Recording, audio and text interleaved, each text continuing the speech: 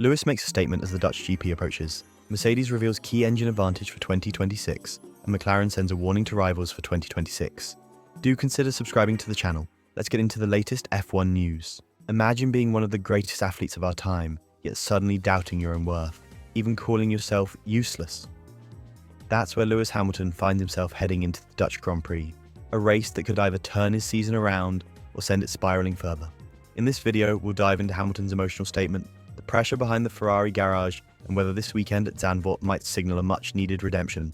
Stick around, this ride is just getting started. Welcome back to the channel. If you're new here, I'm glad you're here, because today we're covering a story that goes far beyond racing. Lewis Hamilton, the 7-time world champion, is under fire after a difficult start to his Ferrari chapter in 2025.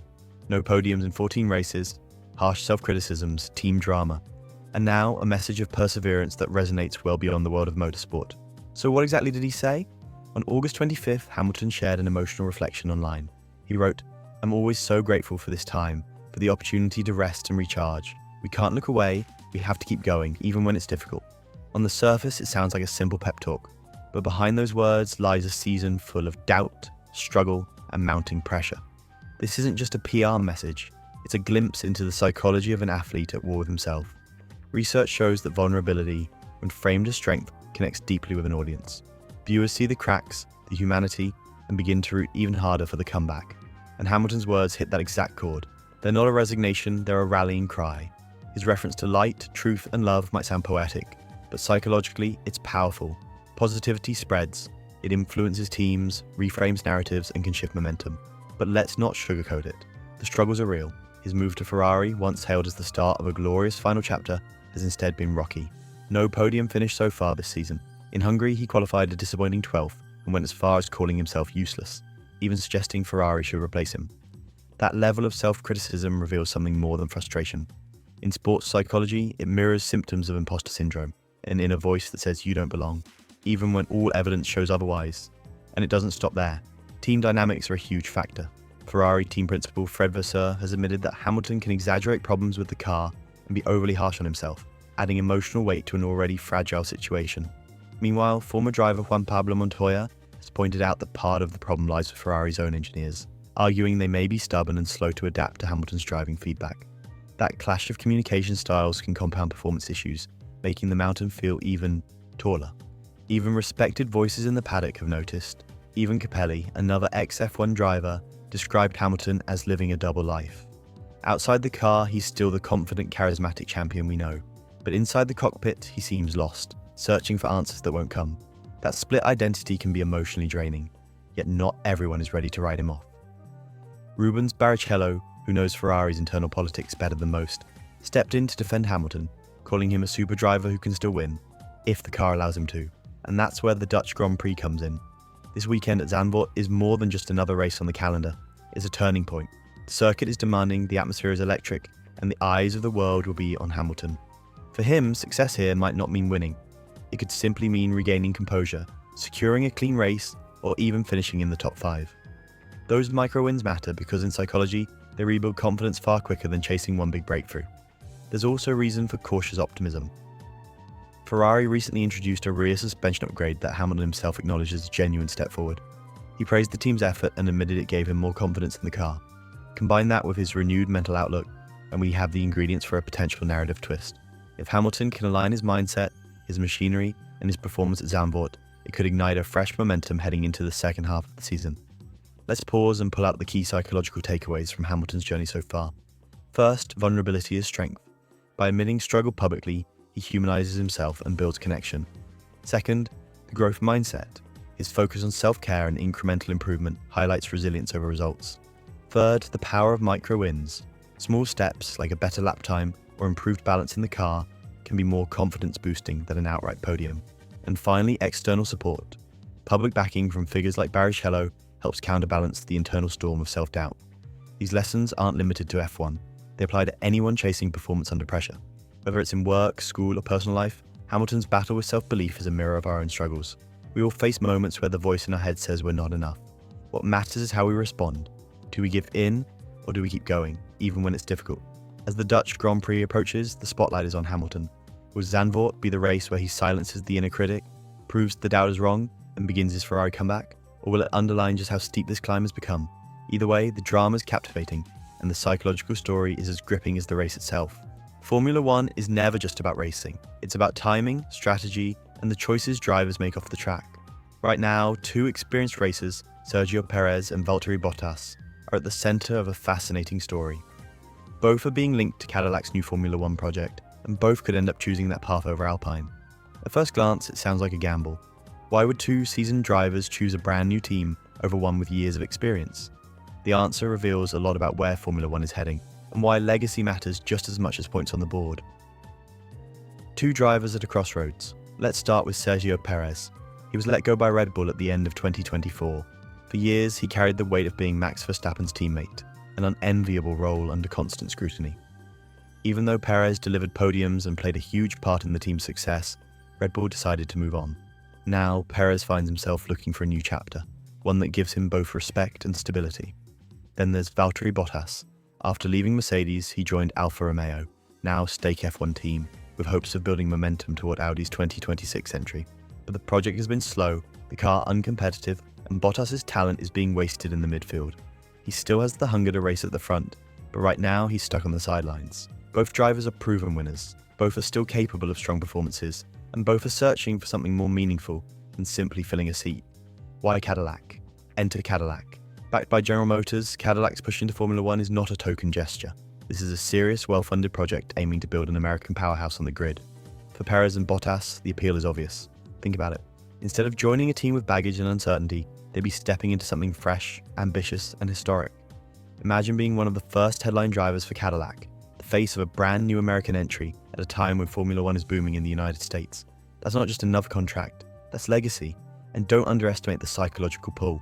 Every driver wants to feel valued. At Cadillac, they wouldn't just be drivers, they'd be pioneers, central figures in shaping the identity of the team. That's an opportunity you don't get very often in Formula One. Why not Alpine? Now let's talk about Alpine. On paper, Alpine seems like the safer option. They have experienced facilities and a spot on the grid already. But dig deeper and the cracks start to show.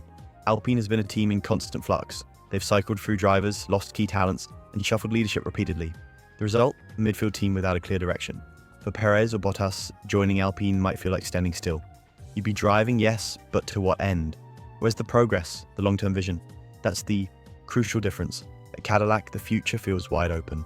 At Alpine, it feels uncertain and limited. The American advantage. There's another layer to this story. The rise of Formula One in America, with races in Miami, Austin, and Las Vegas, plus the massive influence of Drive to Survive, the US market has exploded. Cadillac is perfectly placed to ride that wave. And for drivers, that means more attention, more sponsors, and a stronger personal brand. For Perez, with his massive following in Mexico and Latin America, joining Cadillac would cement him as the face of F1 in the Americas. For Bottas, it's a chance to reinvent himself and reconnect with fans in a brand new way. Risk versus reward. Of course, joining Cadillac comes with risk. New teams in Formula One rarely hit the ground running. The first years are often filled with challenges, growing pains, and learning curves. But here's the difference. Cadillac is backed by General Motors. They have the resources, the funding, and the determination to succeed in the long run. For a driver, that's reassuring. It's not just a leap into the unknown, it's a leap with a strong safety net. Alpine may offer short-term stability, but Cadillac offers long-term vision. And for drivers thinking about how they'll be remembered, that vision is far more powerful. The ripple effect, if Perez and Bottas sign with Cadillac, the impact will be massive. It will instantly validate Cadillac's entry as a serious project. It will shake up the driver market, triggering moves across the grid. Think about it. If Perez commits to Cadillac, it closes the door on a Red Bull return and forces other teams to reassess their lineups. If Bottas makes the jump, it leaves Stake F1 and Audi's future lineup wide open. One decision leads to another, and suddenly the entire driver market reshuffles. This is the domino effect that makes Formula One so fascinating. One choice can change everything. The bigger picture. At the heart of this story is a simple truth. Formula One isn't just about the next race, it's about legacy. Drivers like Perez and Bottas are no longer rookies fighting for their first contract. They're veterans thinking about how they want their careers to be remembered. Do you want to be the driver who took a chance on Alpine only to get lost in midfield battles? Or do you want to be the face of Cadillac's F1 project, the one who helped launch an American giant into the sport? That's the choice. Safe versus bold, stability versus ambition, comfort versus history. Closing thoughts. So why might Sergio Perez and Valtteri Bottas choose Cadillac over Alpine? Because Cadillac offers more than just a seat. It offers ambition, a fresh story, and the chance to be remembered as pioneers. Alpine, meanwhile, feels like a holding pattern, a safe move without a clear future. In Formula One, careers are short and opportunities to shape history are even shorter. For Perez and Bottas, Cadillac might just be the gamble that defines their legacy. Now, I want to hear from you. If you were in their position, would you take the risk with Cadillac or stick with Alpine and play it safe? Let me know in the comments. The 2025 Formula One season has been absolutely thrilling. McLaren's dynamic duo, Oscar Piastri and Lando Norris, have been battling it out at the top of the leaderboard, race after race. But what if I told you that, according to the stats, Oscar Piastri has been the superior driver this season? F1 pundits suggest that Piastri could have had a lead of over 60 points over Lando if luck had been on his side. In this video, we're going to break down the numbers, revisit the key moments, and explore the mental edge that might make Piastri the driver to watch. By the end of this video, you will see the rivalry between these two McLaren drivers in a whole new light. Oscar Piastri leads the Drivers' Championship with 284 points, just 9 ahead of his teammate Lando Norris. On the surface, that doesn't look like much, but the statistics tell a different story. Piastri has consistently outqualified Norris in several races. He has shown remarkable consistency, rarely making mistakes on track, and yet, despite his strong performance, moments of bad luck have cost him dearly. Take the Melbourne Grand Prix, for example. Both McLaren drivers ran into trouble on the gravel, but Piastri's incident was far more costly, losing him 16 points.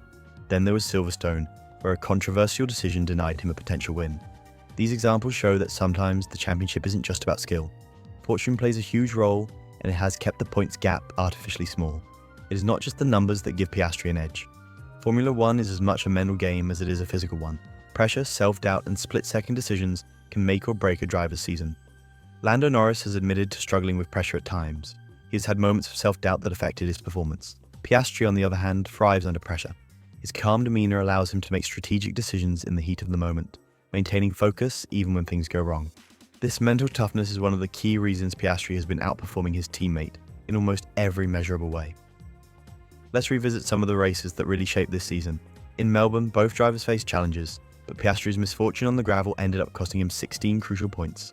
At Silverstone, another opportunity slipped through Piastri's fingers due to a controversial decision that was completely out of his control. Then came the Hungarian Grand Prix. Here, Norris benefited from a one-stop strategy that worked perfectly, while Piastri's two-stop strategy fell short. It is another example of how strategy, luck, and skill all intertwine in F1. When you look at these moments, it becomes clear why many pundits believe Piastri is the stronger driver. The statistics back it up, and his mental game reinforces it. Yet the championship remains close, making every race a nail-biter. Looking ahead, the rivalry between Piastri and Norris is only going to get more intense.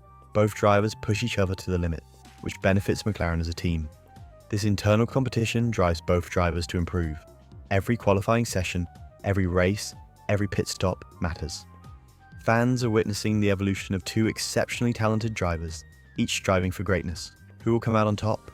It might not just be about speed or strategy. Sometimes it is about who can handle the pressure and make the fewest mistakes when it counts the most.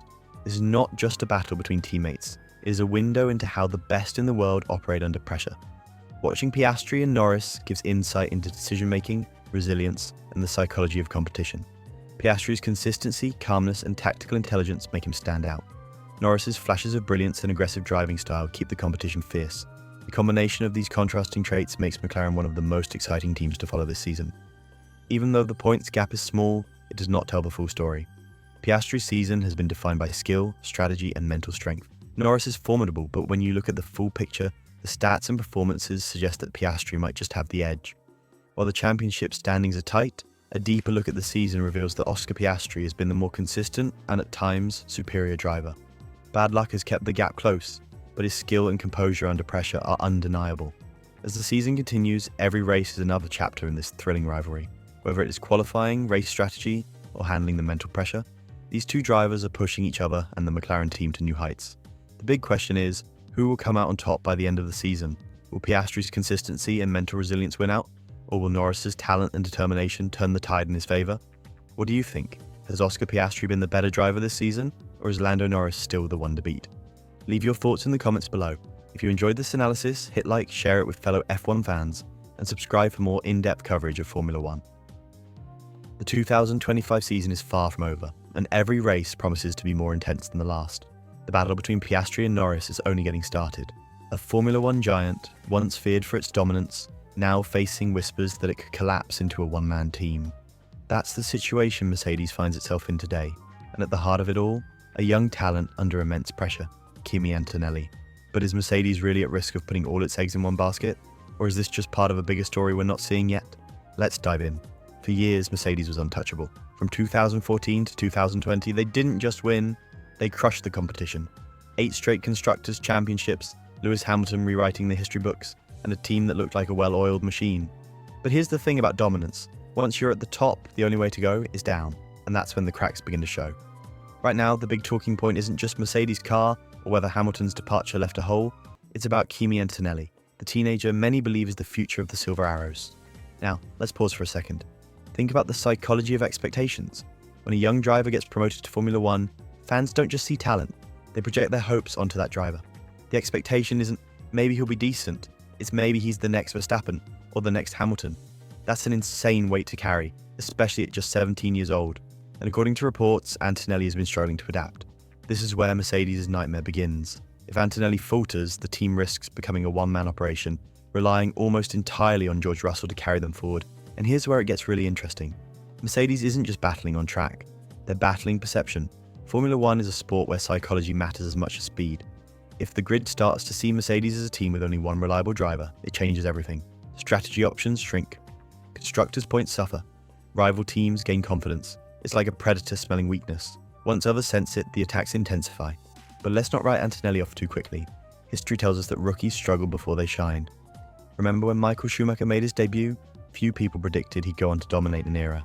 Even Lewis Hamilton, despite his explosive rookie year, faced setbacks he had to overcome. So why is the spotlight on Antonelli so intense? Because Mercedes is desperate for a new hero. Hamilton is gone, the dynasty is fading, and fans are impatient for a saviour. Here's a psychological trick. When fans feel a void, they cling to the idea of the next big thing. But when reality doesn't match the fantasy, disappointment turns into criticism. Fast. That's the danger Antonelli faces. The same fans who celebrated his promotion could just as quickly label him a failure if results don't come soon. And Mercedes knows it. They've seen how brutal F1's media cycle can be. Now, let's consider the George Russell factor. Russell has been solid, no doubt. But being the clear number one in a team comes with its own risks. Without a strong teammate, Russell's growth could stagnate. Look at Max Verstappen during his early Red Bull days. He had the talent, but the lack of equal competition inside the team meant Red Bull became predictable. Mercedes may end up in the same boat. Reliable points from Russell, but not enough firepower to challenge Red Bull, Ferrari, or even McLaren in the constructors' standings. And for a team that once set the gold standard, that's a dangerous place to be. But here's a twist most people aren't talking about. Struggle can be the best teacher. Antonelli's current difficulties could actually forge him into the star Mercedes hopes for. Pressure creates diamonds, but only if the team handles it correctly. If they shelter him, guide him, and give him time, he could grow into the driver that redefines their future. If they rush him though, he risks becoming another cautionary tale, another what could have been in the brutal history of Formula One.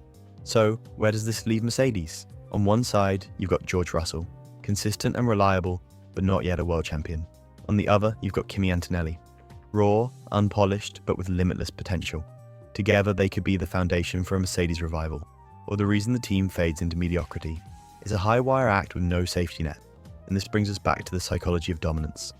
When a team has ruled for so long, fans expect instant results, but Formula One doesn't work that way. It's not just about building fast cars, it's about building drivers. Red Bull invested years in Verstappen before he became the superstar we see today. Ferrari stood by Charles Leclerc even through inconsistency. The question is, does Mercedes have the patience to play the long game with Antonelli? Here's my take. Yes, Mercedes is at risk of becoming a one-man team if Antonelli doesn't develop quickly. But risk isn't the same as destiny. What matters most is whether the team embraces this as a challenge or panics under pressure. Antonelli might struggle now, but we're witnessing the early chapters of a story that could shape the next decade of Formula One. Will he rise like Hamilton, or fall like so many hyped juniors before him? And for us as fans, this is where Formula One becomes more than just racing. It's not just about speed, it's about stories, psychology, and the drama of human ambition. Mercedes' future isn't just being written in the factory or on the track, it's being written in the mind of a 17-year-old driver trying to prove he belongs. That's why this season matters more than most people realise. Because the question isn't just, can Mercedes win again? The real question is,